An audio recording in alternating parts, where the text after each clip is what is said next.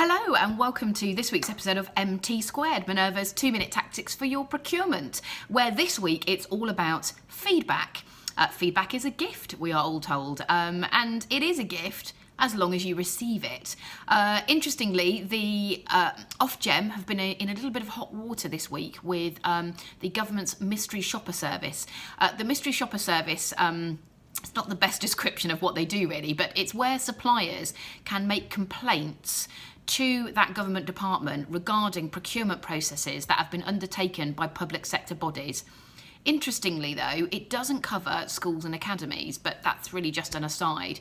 So this particular complaint came from a disgruntled bidder who basically said that the information that was provided at the outset didn't say that a written bid was required. There was a sort of shortlist second stage to the process, and they felt very much that they hadn't been informed correctly as to what was required, and that had they been given the opportunity to put forward a written bid, that they would actually have been successful.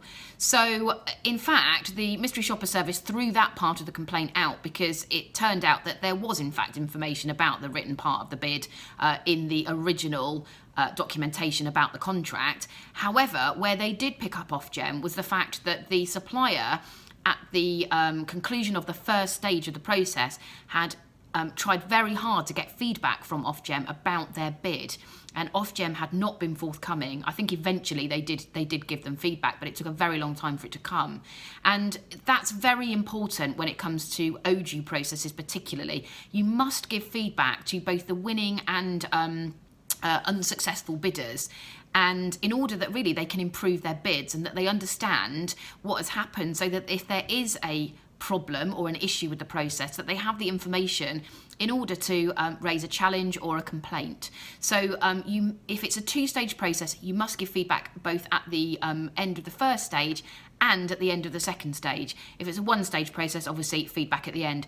Make it timely, make it relevant. I wouldn't suggest you go into masses of detail because, of course, if you do, there's the possibility that someone will pick up on something and use it to challenge. But really look at where a bid has perhaps given something over and above what you were looking for, so the positives, and maybe where there are some deficiencies in their bid, so where they had a shortfall and perhaps why they weren't successful in comparison to the winning bidder. So that's my tactic for this week. Make sure that you give robust and timely, importantly, feedback to your bidders, both successful and unsuccessful. That's it for this time. Until next time, soldier on.